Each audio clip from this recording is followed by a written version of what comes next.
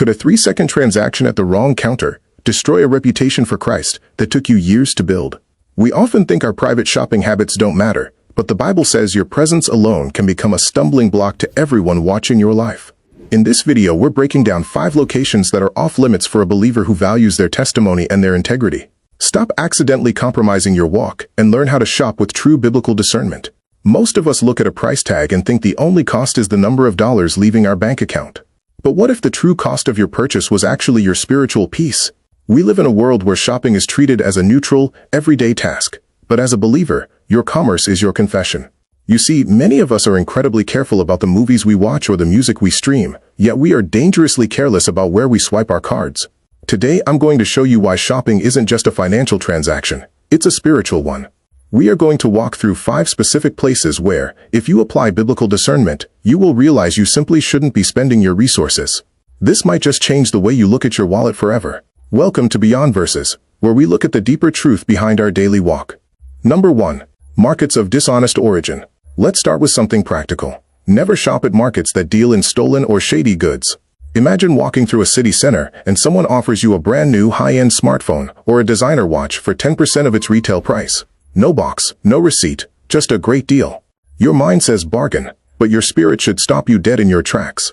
Jeremiah chapter 17 verse 11 compares a person who gets riches unjustly to a bird hatching eggs it didn't lay. Eventually, those riches will leave them. When you buy that absurdly cheap phone, knowing it was likely snatched from someone else, you aren't just saving money, you are becoming an accomplice. You are rewarding the thief and bringing ill-gotten gains into your home. Don't contaminate your household just to save a few coins. Number 2. The altars of the occult. The second place is one I see many Christians enter out of pure ignorance. New Age or esoteric stores. You might walk in just to buy some incense because it smells nice, or a quartz crystal because it looks pretty as decor. You might say, I don't believe in that stuff, so it's fine. But the Bible is very direct. Leviticus chapter 19 verse 31 tells us not to turn to mediums or seek them out, because doing so makes us unclean. When you shop there, you are directly financing a business that functions as an altar for the occult in your city. Your money pays the rent for a place where spirits contrary to God are invoked. I have known people who brought these harmless objects home, only to experience a sudden lack of peace or oppression in their households. Don't let your money be the financial foundation for the enemy's business. Number 3. Merchants of exploitation. Third, we must avoid businesses built on the suffering of others. We live in an era of fast fashion and ultra-cheap products, but have you ever asked why they are so cheap? If a brand prospers by using labor exploitation, or, even worse, child slave labor, we cannot support them. James chapter 5 verse 4 issues a terrifying warning. The wages of the laborers you kept back by fraud are crying out, and those cries have reached the ears of God.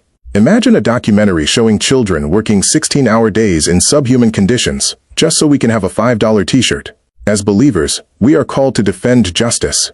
Your money is a vote. Don't use it to vote for the destruction of human dignity. Number 4. Platforms that require deceit. Number 4 is a modern trap. Platforms that force you to lie to get a benefit.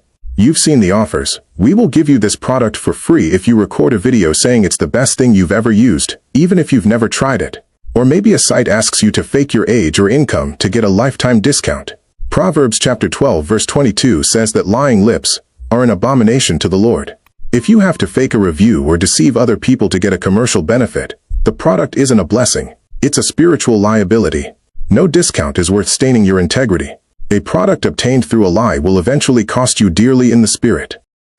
Number 5. Places that compromise your testimony. Finally, never shop in places where your physical presence could destroy your Christian testimony. This refers to places where vice is the primary product. Liquor stores, gambling halls, or erotic shops. You might justify it by saying, I'm just going in to buy a bottle of water because it's the only store open.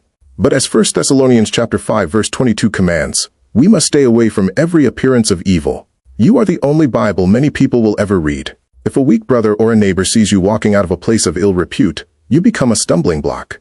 A reputation for Christ takes years to build, but can be destroyed in 3 seconds at the wrong counter. Walking with God means inviting Him into every decision, even the ones we make at the checkout counter. It's not about making your life complicated. It's about keeping your environment pure and your conscience clean. If this message challenged you today, please share it with someone who needs to hear it. I want to hear from you in the comments. Write the phrase, I choose discernment, as a step of faith and obedience.